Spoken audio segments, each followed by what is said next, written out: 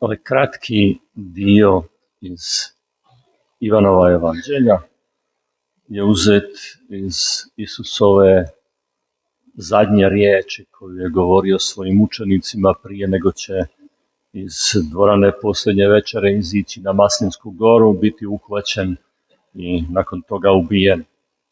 To su njegove zadnje riječi i one su važne za današnji blagdan, jer u tom govoru Isus obećaje da će poslati Duha Svetoga. Pa bi za nas bilo važno odslovkati, da razumijemo, da dođe do nas, da nam uđe u srce što to Isus kaže. Prvo što kaže, ako me ljubite, zapovjedi ćete moje čuvati. Najvažnija stvar o kojoj je Isus govorio bila je ljubav. To je najdublja i najvažnija i stalno opetovana stvar. I mi možemo znati jesmo li ljudi koji vole. I to jednostavno po tome, je li čuvamo Božje zapovjedi, ili čuvamo njegove zapovjedi. Što je on to nama zapovjedio? Tu su više manje 3 stvari.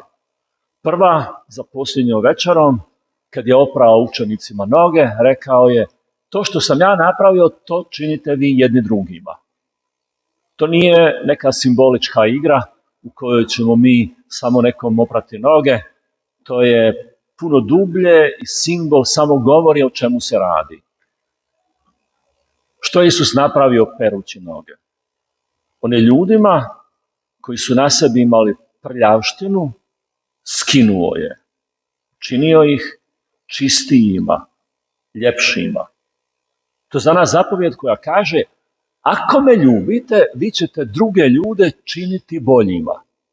Vi ćete sa njih skidati nečistoću.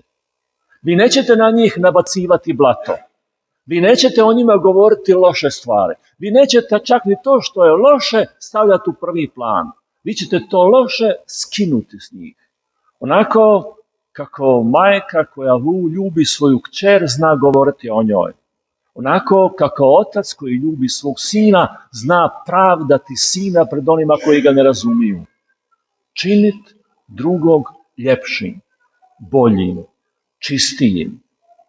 Kaže Isus, vi ćete ostati u mojoj ljubavi ako to činite. Ako to ne činite, nećete me ljubiti. Posve je jasno je li me ljubite. Po tom što činite drugima. Simbolički, ili im perete noge ili ih ne čistite. To je test za nas. Možete se pitati, je li mome mužu, mome djetetu, mome susjedi, mome rođaku, mome ocu, mome prijatelju na poslu, mome poznaniku, je li njima u mojoj blizini bolje? Osjećaju se oni boljim ljudima, prihvaćenijim ljudima? Jesu li u ljepšem svjetlu kad ja o njima govorim ili nisu? To je za nas test kako se mi odnosimo prema Isusu. Vrlo jednostavno. Ako me ljubite, zapovjede ćete moje čuvati. Prva zapovjed je prati drugima noge. Ako ljubimo, prat ćemo noge. A ako to ne činimo, ako ogovaramo, ako se bacamo blatom na drugoga, ako drugi bježe od nas, ako su u našoj blizini, se osjećaju vrlo loše, mi ne možemo reći da ljubimo Krista. To je budalaština da ja kažem, ja ljubim Krista, ali meni su drugi ljudi nevažni. Krist kaže, to ne može ići. Ako me ljubite, zapovjedi ćete moje čuvati. Druga zapovjed je da ljubimo jedni druge onako kako nas je on ljubio. On je znao da ćemo mi biti u svijetu u kojem će nam se pod ljubav podmetati svašta. I mi doista živimo u svijetu u kojem dovoljno je reći riječ ljubav da ne znamo o čemu se radi. Ima ljudi koji pod ljubav podmeću egoizam, drugi podmeću ljubomoru, treći podmeću bilo kakvu stvar koja nije ni blizu ljubavi. Zato Isus kaže, vi ćete ljubiti jedni druge kao što sam ja vas ljubio. Kako je on to ljubio? Prao im noge, dao život za njih, učinio se manjim, učinio se slugom premda je Gospodin, iscjeljivao, oslobađao, davao im osjećaj da su vrijedni, bio u njihovoj blizini kao netko tko ih ohrabruje, tako se ljubi druge. Ne ljubi se druge vlastitim egoizmom, parolama o ljubavi. Svaka ljubav je jednaka. To je najveća laž. Iza riječi ljubav ima 1000 različitih faza, različitih slika. Nije istina da je svaka ljubav jednaka. Ima egoističnih ljubavi, ima slijepih ljubavi, ima izluđenih ljudi riječu ljubavlje. Ali ljubiti kako je on ljubio. To znači drugog učiniti većim. To znači sebe učiniti manjim. To znači drugom dati prednost. To znači dati od sebe svoga. Svoj život na koncu je on dao. To je druga zapovijed. Mi ćemo tako moći ljubiti druge ako ljubimo njega. Ako mene ljubite, zapovijed ćete moje čuvati. I treće što nam je rekao, da imamo povjerenja u njega i nebeskog Oca. Da imamo povjerenja da je to Otac koji nas voli. To znači, ako mi padne na pamet da me Bog odbacio, da me Bog ne voli, nešto nije u redu sa mojim elementarnim stavom prema Kristu, sa elementarnom ljubavlju. I onda kaže, ja ću moliti Oca i on će vam dati drugog branitelja da bude s vama zauvijek. Drugi branitelj je drugi. Prvi je branitelj Krist. Drugi je Duh Sveti. Duh Sveti, Isus ga je nazvao braniteljem. Zašto braniteljem? Zato što postoji tužitelj. Mi znamo da u Starom Zavjetu postoji lik koji optužuje sinove Božje pred Bogom. Koji stalno govori loše o njima. Ima tužitelj koji ništa dobra ne vidi. Taj tužitelj se pojavljuje primjerice u knjizi o Jobu, gdje je Bog presretan da ima takvog slugu Joba, a tužitelj kaže, lako je njemu, dao si mu sve, stavi ga na kušnju, proklet ćete. Optužuje ga premda ništa loše nije napravio. I mi znamo da mi možemo se pretvoriti sami u svom životu u ljude koji žive od duha tužitelja i od duha branitelja. Ako ja imam tendenciju na svakome, počevši od premijera, preko mog župnika do mog brata, vidjeti loše i negativno i optuživati pred drugim i pred sobom i pred Bogom, ja živim od duha tužitelja. To nije Božji duh, to nije Duh Sveti, to je tužitelj, to je protiv Božji duh. Što čini duh branitelj? On brani Isusove, brani ih od optužbi, štiti ih. I kaže Isus, ja ću vam poslati da onda kad vas svijet optuži, imate neko tko kaže, to nije točno. Bog to vidi drugčije.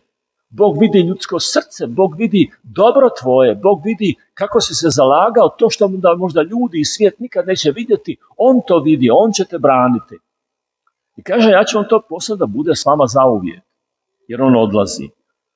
Ako me tko ljubi, čuvat će moju riječ, pa će i Otac moj ljubiti njega i k njemu ćemo doći, kod njega se nastaniti. Ljubav prema Isusu otvara vrata do Oca Nebeskoga. Ljubav prema Isusu je put prema Ocu Nebeskom koji kaže da ima mjesta za nas. Tko mene ne ljubi, riječi mojih ne čuva. To znači, tko ne čisti drugom njegove noge, tko drugog ne čini boljim, tko nije u stanju ljubiti kao što Isus ljubio, tko nema povjerenja u Oca Nebeskog i Duha branitelja, on ne ljubi Isusa. Njegova ljubav se izgubila. To sam vam govorio dok sam boravio s vama. Branitelj, Duh Sveti, koga će Otac poslati u moje ime, poučavat će vas u svemu i dozivati vam u pamet sve što vam ja rekoh. 2 stvari još koje će branitelj činiti, osim što će braniti one koji pripadaju Ocu, on kaže, poučavat će vas u svemu. I drugo, dozivat će vam u pamet sve što vam rekoh. Duh poučava i Duh čini da ono što smo čuli od Isusa, a nismo dobro razumjeli, bolje razumijemo. O čemu se radi? Riječ je o Isusovim učenicima koji su sad bili s njime i koji će nakon toga relativno brzo pobjeći se, razbježati se, ostavit će ga samoga i koji će u strahu biti zatvoreni. I ono što im Isus govorio u strahu, oni neće razumjeti. To je i s nama slučaj. Kad god smo mi u strahu, mi ne razumijemo što nam drugi govori. Uzmite slučaj koji se dogodi vrlo često. Dođete kod liječnika, on napravi neku dijagnozu i mora vam reći o čemu se radi. Ako je dijagnoza teška, sjedne vas i kaže, ja vam moram reći, nažalost, dijagnoza nije jednostavna, to je vrlo komplicirano. I kad vam kaže da je dijagnoza obzbiljna i teška, vi više ništa ne čujete. I on govori još 5 minuta, 10 minuta, možda i pola sata, vi ništa niste uhvatili. Jer je vaša pamet u strahu za vlastito zdravlje zaboravila čuti što on govori. I bit će potrebno drugi put i treći put i peti put da vam netko to ponovi da razumijete što je on govorio. Tako je nama s Božjim riječima. Kad smo mi u strahu, kad smo ispunjeni neslobodom, kad nismo otvoreni, Bog može govoriti što god hoćete, to prolazi pored nas, ništa ne razumijemo. To mi znamo na sebi. Koliko smo puta bili u crkvi, svećenik govori, čitamo Sveto pismo, ništa nismo razumjeli. Odemo kući, gluplji nego smo došli. Zatvoreni. Zato kaže Isus, poslat ću vam duha da vas poučava. I ono što je najčudesnije, to se dogodilo na dan silaska duhova. Mi smo večeras slušali prvi dio drugog poglavlja dijela apostolskih. Ali kad dođete doma, pročitajte do kraja to drugo poglavlje, to je sjajno, jer se u njima, u tom poglavlju opisuje ovo što Isus sad rekao. Opisuje što Duh Sveti čini kad dođe, kako njegovi koji su bili u strahu peru drugima noge, kako ljube Isusa i kako imaju povjerenje u Oca. Ja ću vam to pročitati pa ćemo kratko razumjeti. Petar je, kad se dogodilo silazak duha, izašao vani i tumači javno Sveto pismo. Prva stvar što mu je postalo jasno, da razumije pismo. Prije toga ga nije razumio. Sad mu je razumljivo. I to je prvi znak da je netko primio Duha Svetoga. Gladan je Svetog pisma. Ako ste ikad bili gladni Svetog pisma, niste mogli dočekati kad će doći jutro da pročitate dalje što ste sinoć počeli, vi znate da u vama djeluje Duh Sveti. To je čežnja za duhom. I tako je Petar tumači. I onda kaže, Izraelci, čujte ove riječi. Isusa Nazarećana, skratit ću malo, čovjeka koga Bog pred vama potvrdi silnim djelima, po rukama bezakonika razapeste i pogubiste. Petar je vrlo jasan. Ljudima koji tu kaže, to što ste vi napravili, u to u čemu ste sudjelovali, to je da ste pravednika predali Rimljanima, oni su ga ubili. To je vaš grijeh. To je nečistoća na vama. To su nečiste noge. I što će on napraviti s time? I kaže im, tog Isusa uskrisi Bog.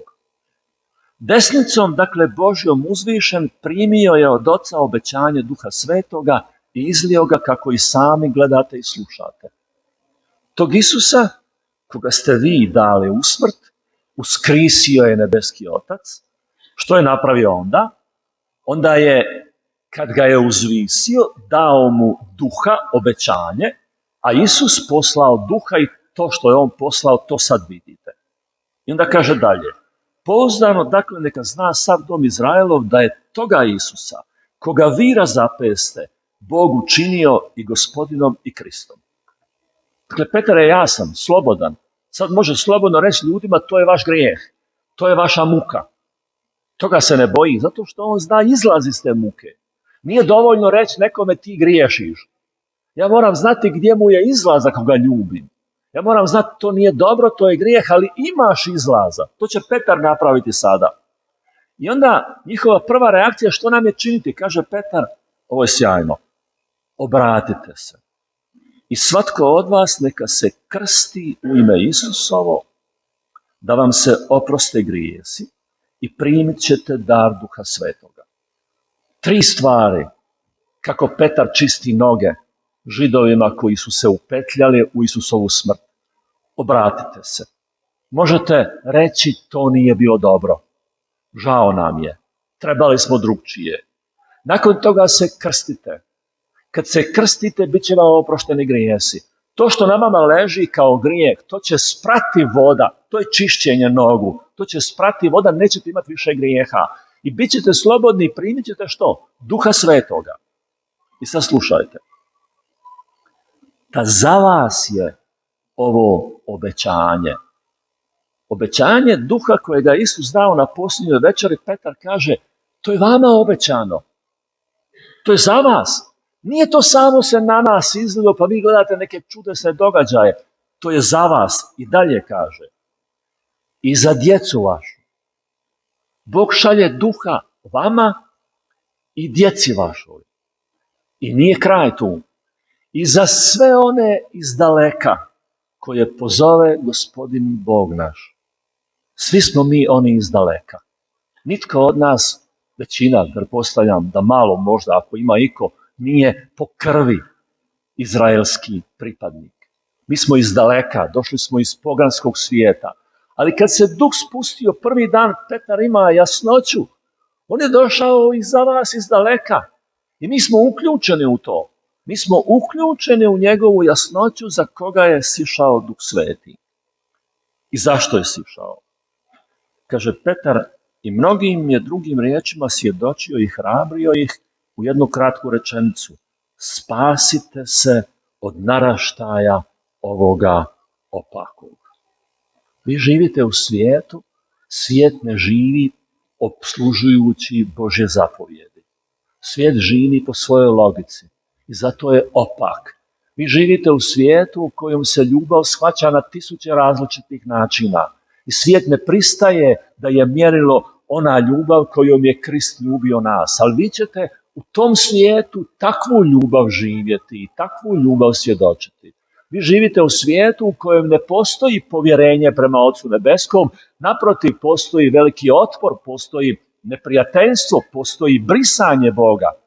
Ali vi ćete živjeti u svijetu s povjerenjem u njega i u Isusa.